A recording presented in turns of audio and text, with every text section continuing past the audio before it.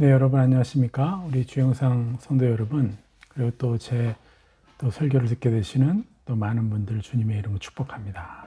오늘 이 시간 설교는 회개의 성경적 정의에 대해서 설교를 하려고 합니다.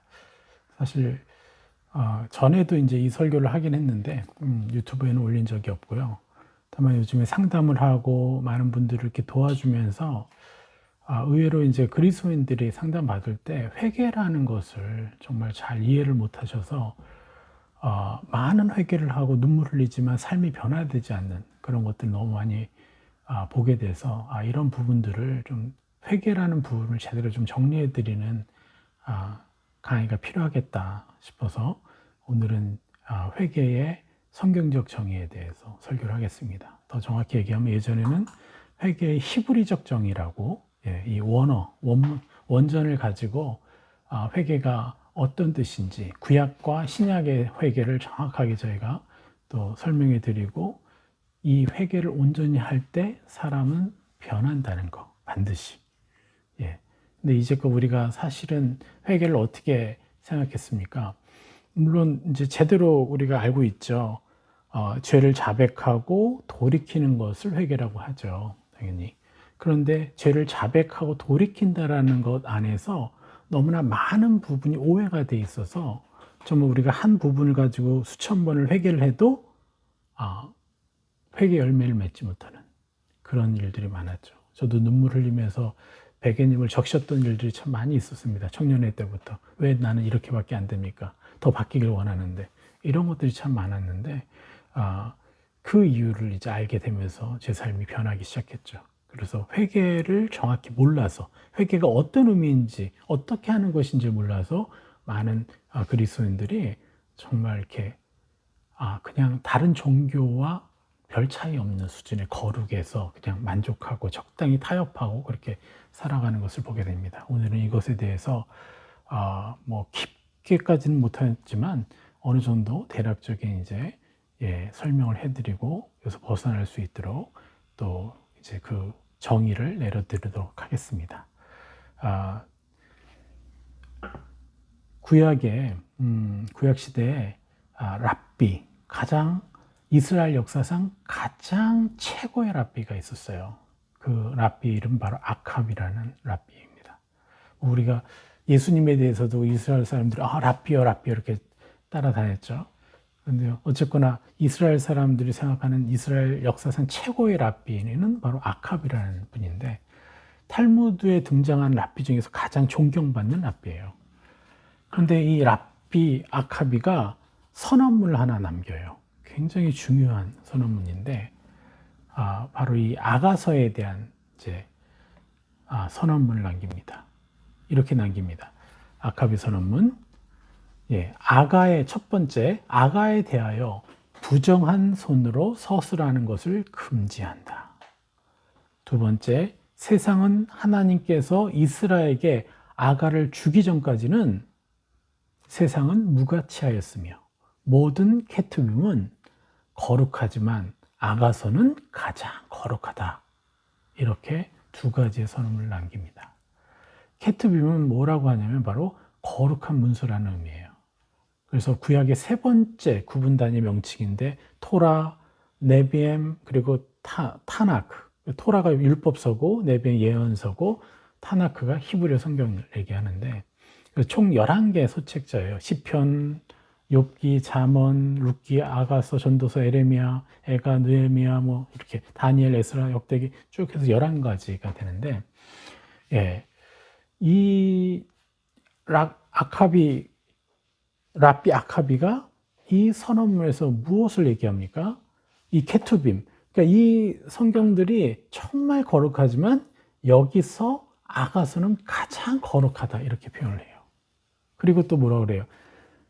하나님께서 이 세상에 이스라엘에게 아가서를 주기 전까지는 이 세상은 무가치하였다 라고까지 말해요. 이 아가서의 이 엄청난 의미를 얘기하는 거죠. 왜 그럴까요?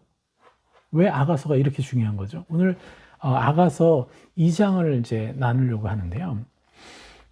이 안에 굉장히 중요한 원리가 있습니다. 뭐냐?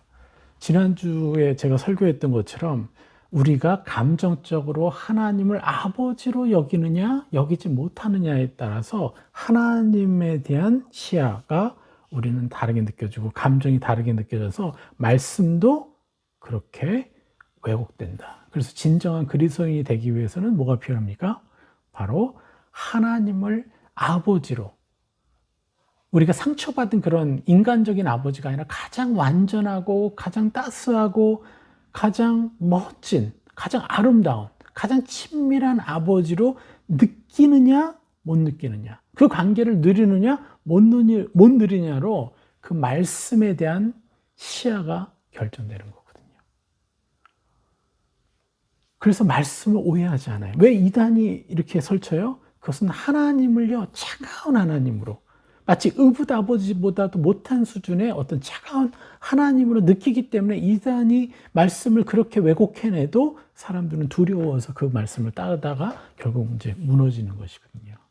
그런데 이 각 성도들이 하나님을 진정한 아버지로, 자기 육신의 아버지가 비록 상처가 있었고, 어떤 사람은 정말 아름다운 육신의 아버지일 수도 있지만 아름다운 육신의 아버지보다 더 찬란하고 완전한 아버지를 그들이 경험하고 또 동행하고 느낀다면 어떠한 이단에도 빠질 수가 없죠. 오히려 그들이 그 안에 들어가서 그 이단들을 변화시킬 수 있는 능력이 생기는 것이죠. 그래서 이렇게 하나님을 완전한 아버지로 느끼게 하는 것, 그것이 바로 이 아가서가 주는 이제 내용이라는 것이에요. 그래서 하나님께서 이스라엘에게 아가서를 주기 전까지는 무가치하였다라고 말하고, 거룩한 책들 중에서 아가서는 가장 거룩하다라고 얘기하는 건 뭐냐면 하나님의 아버지됨에 대한, 하나님의 찬란한 너무나 아름다운 사랑, 놀라운 그 사랑에 대해서, 아주 친밀한 사랑에 대해서 얘기하고 있기 때문에 그렇습니다.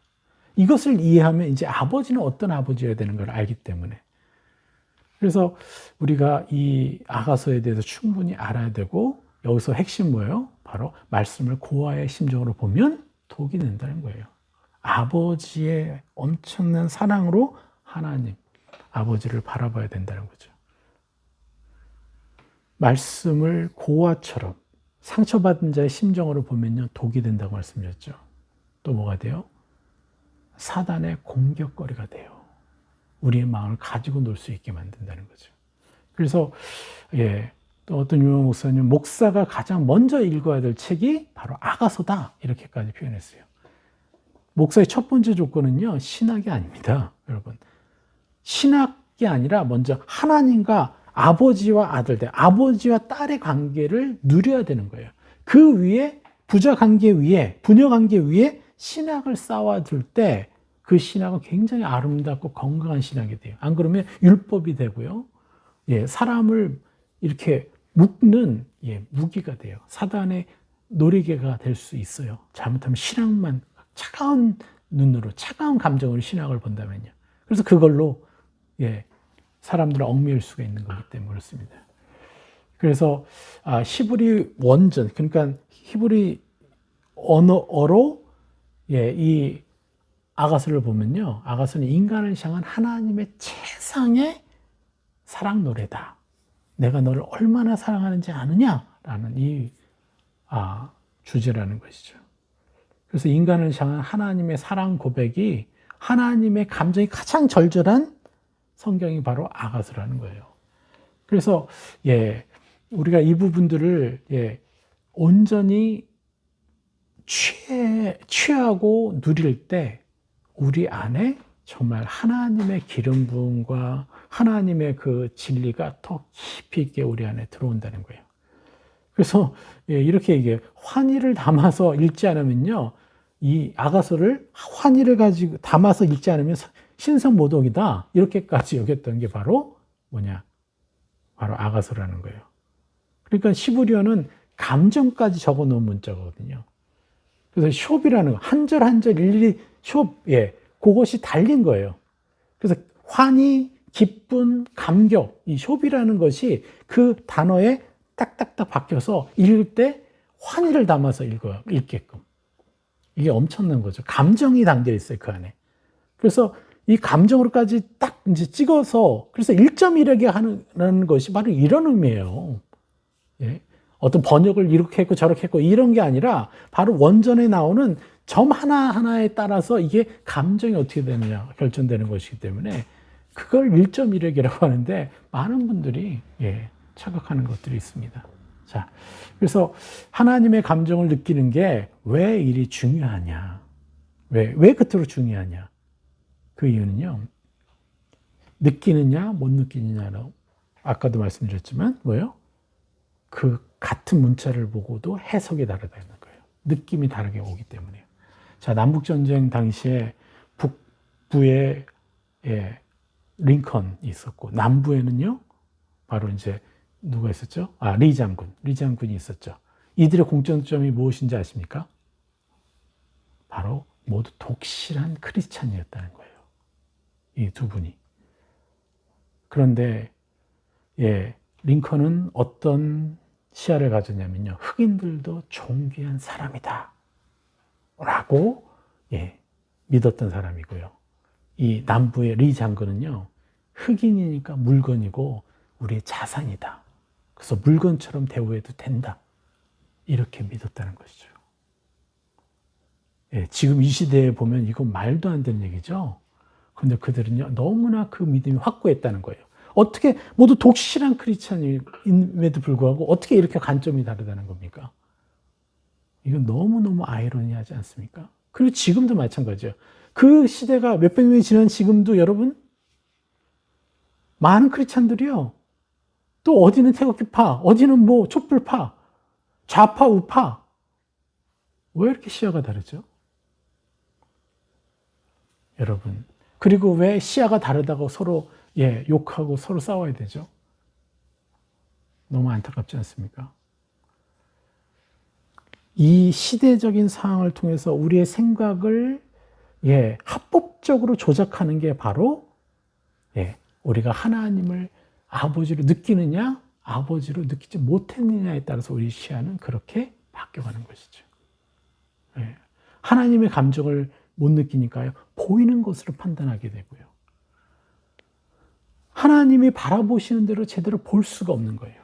하나님의 감정을 못 느끼니까. 그저 그냥 문자에 의해서 좌지우지되는 거죠. 그래서 사실은 제자도의 기본은 바로 하나님의 감정을 누리는 사람이 되게 만들어주는 거예요. 사고적으로 지식으로만 아는 것은요, 성경을 아는 것은 장님입니다. 소경이 소경을 인도할 수밖에 없어요. 그래서 많은 지도자들이 어긋난 삶을 사는 이유가 그렇게 돼요. 그래서 선입견, 편견, 판단, 질투 이런 것들이 막 들어와가지고 그들을 다스리는데 거기에 지배당한다는 거예요. 그런데 우리가 하나님의 감정을 느끼는 사람이 되면요, 그러한 것들을 다 이겨낼 수가 있다는 거예요. 사단이 조작해내는 것. 사역자들한테 얼마나 많은 시기와 질투심이 있는지 아십니까? 자존심 상해가지고요, 받아들일 수 있는 내용도 못 받아들여요. 자존심 상해서. 다 감정이 하나님의 감정이 아니라 뭐예요? 상처 입은 자의 감정에 묶여있기 때문에 그래요. 저도 마찬가지였고요. 그래서 그것을 하나하나 좀 걷어내고 새 사람의 감정을 입어야 되는 것이죠. 이게 너무너무 중요합니다. 그래서 아가서 전체의 주제는 바로 성숙해가는 점진적인 사랑이라는 거예요. 왜냐하면 하나님의 사랑에 온전히 반응하는 태도라는 거예요. 그러려면 뭐가 돼요? 감정이 살아나야 되겠죠? 나도? 이게 엄청나게 중요한 겁니다. 우리 히브리서 2장 10절을 보겠습니다. 나의 사랑하는 자가 내게 말하여 이르기를 나의 사랑, 나의 어여쁜 자야. 일어나 함께 가자. 이 말씀이 굉장히 중요한 말씀이에요. 이게 히브리서 6장 13절 말씀에 돌아오고 돌아오라 술람미 여자여 돌아오고 돌아오라 우리로 너를 보게 하라. 이 말씀과 이제 연관되어 있는 거예요. 술람미 여인은 어떤 존재입니까? 바로 흑인이었고 이방인이었어요. 그리고 포도원 직이었어요. 그래서 계속 거친 손으로 일을 하고 떼약볕에서 일을 하죠. 사막이니까. 그러니까 어떻게 했어요? 누가 봐도 그 예루살렘 왕궁에 있었던 수많은 어여쁜 왕비들, 또 이방 왕국에서 전략적으로 결혼한 그 왕비들과 외모적으로는 철저히 비교되는, 한마디로 추녀와 같은 존재일 수 있는 거예요. 여러분, 이것을 아셔야 돼요. 술람미 여인이 아름다운 여인이 아니라는 거예요. 그런데 뭐라 그래요? 돌아오라, 돌아오라, 돌아오라, 돌아오라. 이렇게 4번을 간절히 찾는 거예요. 바로 헬라어로, 히브리어로 슈브, 돌아오라. 이게 바로 헬라어에서는 메타노이아가 되는 것이죠. 자, 여러분, 슈브가, 이 돌아오라가 구약에서 몇 번 나오는지 아십니까? 바로 1000회 이상 나오는 단어예요.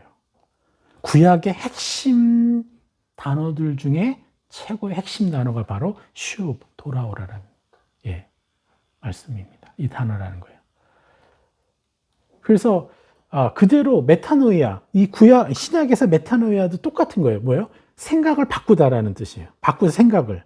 이 메타노이아가. 그러니까 뭐예요? 돌아오라라는 것과 같은 거예요. 이거 제가 이제 설명해 드릴 텐데. 그래서 여기서 이제 우리가 분명히 알아야 되는 것은, 그래서 하나님은 심판의 하나님이 아니라 돌아오라고 찾고 계신다는 거예요, 우리를. 제가 지난주에 말씀드렸나요? 선악과를 따먹고 아담과 하와가 어떻게 됐죠? 하나님의 내려오시는 소리를 듣고 그들이 피했죠. 그래서 그들이 하나님이 그들을 부를 때 그들은 어떤 감정으로 받아들였어요? 자기를 어떻게 해요? 사단의, 이미 죄를 지었기 때문에 사단의 형상이 그들 안에 들어와 버렸어요. 그래서 전에는 하나님이 너무 사랑스럽고 너무 정말 아빠와 같고 아바 아버지, 아빠와 같은 그렇게 느꼈던 사람들이, 아담과 하와가 이제는 두려움의 존재로 어둠의 형상을 입어버린 거죠. 그 안에 들어와 버린 거예요. 그러니까 어떻게 해요? 하나님이 자기를 심판하러 오신다고 생각하니까 숨어버렸어요. 하나님은 심판하시는 하나님이 아니십니다. 그냥 돌아오라고 찾고 계시는 하나님이라는 거예요. 그래서 이 슈브의 의미는요, 바로 회복하다, 패배시키다, 쫓아버리다, 무효로 하다, 선회하다라는 뜻이에요. 회복하다라는 뜻이에요. 슈브. 하나님의 형상을 하나님의 형상으로 회복된 존재라고 우리 자신을 인정하라. 생각을 전환하라. 이게 메타노이아죠. 그러니까 우리를 옛사람 취급하는 게 아니라 새사람 취급하라는 말씀인 거죠. 돌아오라. 하나님께로 돌아오면요, 비단으로 들어가니까 하나님의 십자가 은혜 때문에 내가 지은 죄가 보이는 게 아니라 하나님의 은혜, 찬란한 은혜로 내가 찬란한 옷을 입은 것이 보이죠. 그런데 그분 안으로 돌아가지 않으면 우리는 어둠에 속아서 어둠이 말하는 논리에 의해서 계속 정죄감만 주고, 그리고 또 내게 잘못한 사람들의 잘못만 보이고요. 이게 바로 지옥이죠. 그런데 하나님께 돌아가면 저들의 연약함도 이유가 있는 거예요. 저 사람도 어쩔 수 없이 저렇게 됐구나. 얼마나 많은 상처를 받았길래 저렇게 이기적인 사람이 됐을까? 어떻게 저렇게 됐을까라는 것이 하나님의 시야, 하나님의 감정으로 느껴지고 바라보이기 때문에 그들을 대신해서 회개해 줄 수가 있는 거죠. 슈브.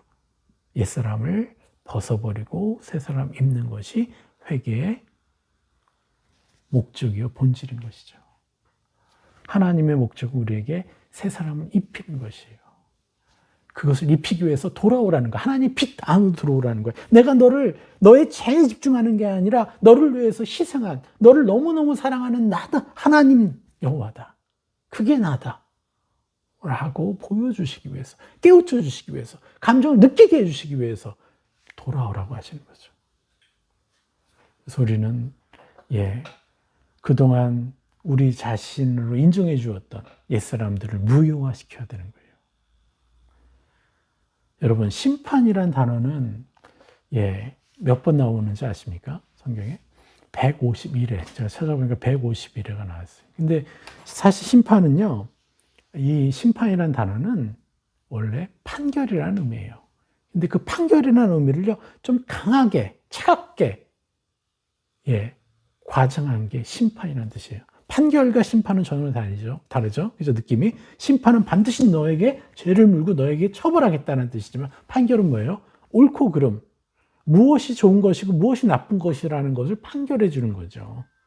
하나님은 사랑의 하나님이시기 때문에 너희들 잘못했기 때문에 내가 너희를 처벌할 거야 라고 심판하러 오시는 게 아니라 이것이 잘못됐고 이것은 좋은 것이다. 그래서 너가 잘못된 걸 벗어버리고 좋은 것을 취해라.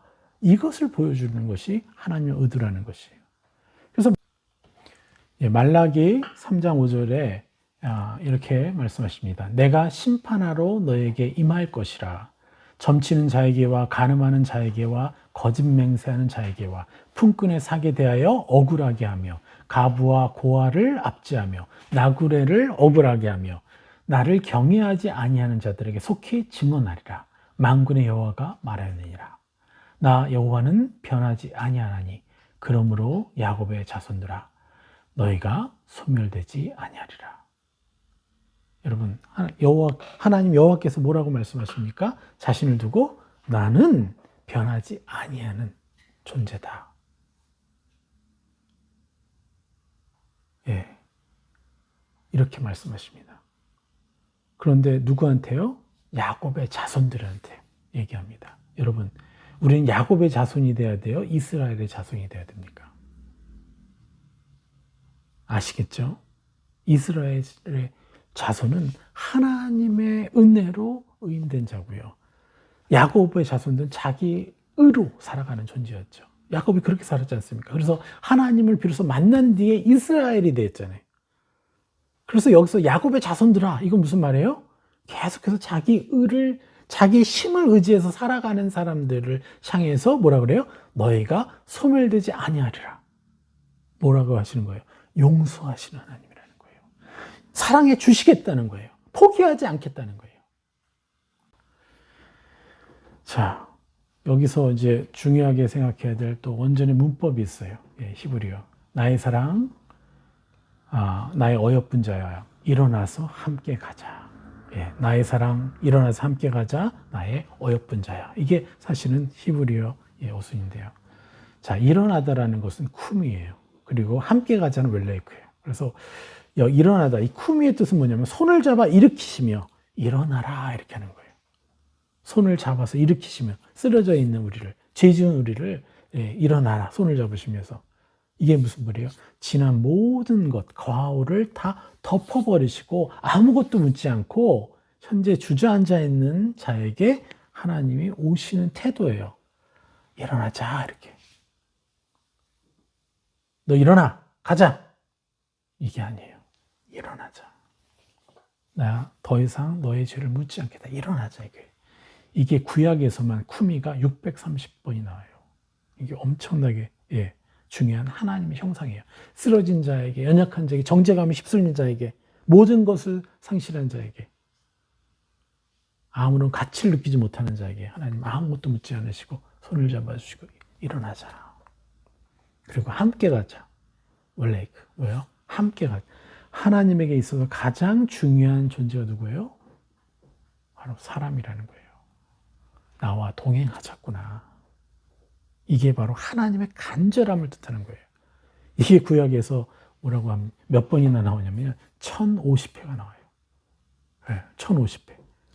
함께 가자, 동행하자라는 뜻이.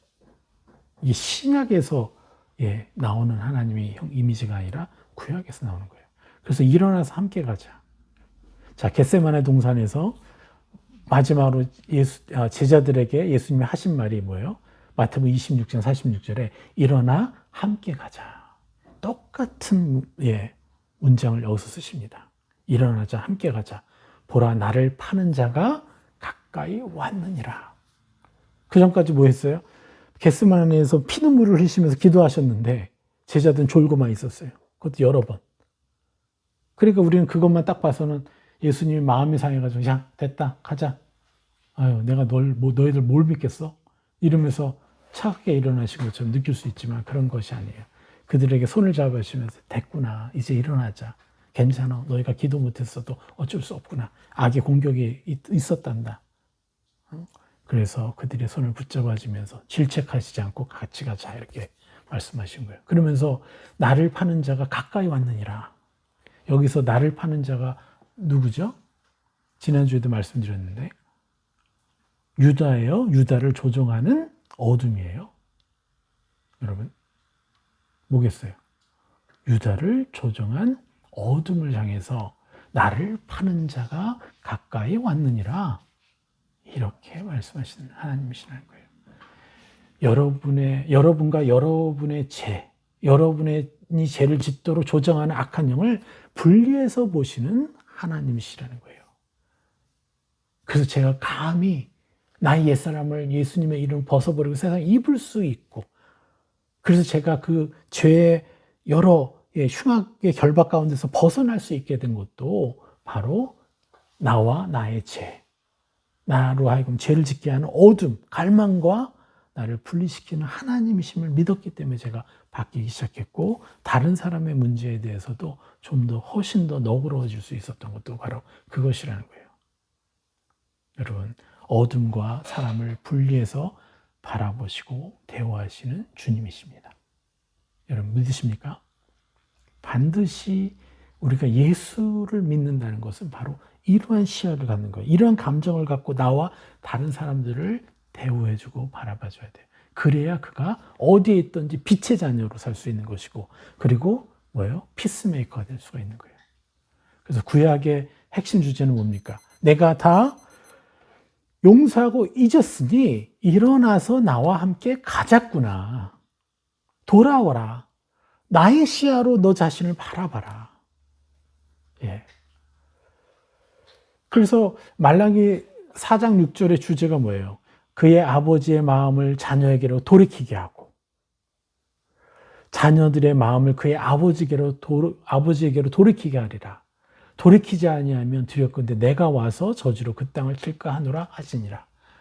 그 아버지의 마음을 그 자녀들이 알아야 돼. 서로가 하나가 될 때, 그렇게 되지 못하면 어떻게 돼요? 우린 종교적인 삶을 사느라고 우리가 의롭게 살 수도 없고, 우리가 죄를 짓고 살기 때문에 우리는 저주를 불러오게 되었어요. 그래서 어쩔 수 없이 하나님의 공의 때문에 우리는 저주받은 삶을 살 수밖에 없게 되는 것이죠. 이것이 아버지의 마음을 자녀에게 돌이키게 하는 것이죠. 그것을 위해서 뭘 해야 돼요? 바로 하나님께 돌이켜야 되는 것이죠. 그래서 마가복음의 첫 주제의 첫 번째 단어가 뭐예요? 바로 회개하라 그랬어요. 너를 더 이상 죄인 취급하지 마라. 너는 더 멋지게 살 수 있는 존재라고 인정해라. 이게 바로 회개, 세례 요한이 외쳤던 회개인 것이죠. 그렇기 때문에 그들이 담대하게 자기가 의로운 자라고 이제 인정하기 시작하니까 참빛이 오셨을 때 그것에 반응한 거예요. 그런데 자기를 죄인 취급하고 했을 때 참빛이 오셨으면 어떻게 해요? 반응하기보다는 도망갔겠죠. 오히려 바로 돌을 쳐서 죽였겠죠. 예수님의 말씀을 듣기도 전에 돌을 들었을 거예요, 그들은. 그런데 세례 요한을 통해서 그래 우리가 죄인이 아니라 하나님은 우리를 사랑하시는구나. 그래서 우리를 의인 취급하시는구나. 그런 회개를, 자기를 찬란한 존재를 인정하게끔 하는 그 바탕이 되었기 때문에 참빛 예수님이 오셨을 때 그것을 들으려고 하는 사람들이 생겨났다는 거죠. 예수님의 길을 닦은 거죠. 이게 바로 세례 요한이 닦았던 바로 회개인 것이죠. 그래서 여러분들 이게 시간이 생각보다 좀 많이 지나가가지고 그냥 결론으로 넘어가겠습니다. 히브리어의 회개는 뭐라고 했죠? 바로 돌아오라, 슈브라고 그랬죠. 그리고 신약에 와서 메타노이아, 생각을 바꾸다, 자신을 새 사람 입혀주라. 돌아오다는 의미를 분명히 정의를 내렸습니다. 그래서 인간적인 생각으로부터 인간적인 수준, 또 정제감으로부터 옛사람을 자신으로 인정하는 것으로부터 또 우리는 신적 차원의 수준으로 우리는 어떻게 해요? 돌이켜야 된다는 거예요. 나는 그런 삶을 살 수 있습니다라고, 더 멋진 인생을 살 수 있습니다라고 우리 인정해야 된다는 것이죠. 그렇게 될 때 어떻게 돼요? 우린 다른 사람들을 위해서도 또 대신해서 회개해 줄 수 있는 사람이 되는 거예요. 그들의 생각을 묻고 새 사람을 입혀줘서 우리가 그들을 대신해서 회개함으로 그들을 또 이끌어내는 존재가 된다는 것이죠. 그래서 하나님의 뜻 가운데서의 근심과 회개는 뭐냐?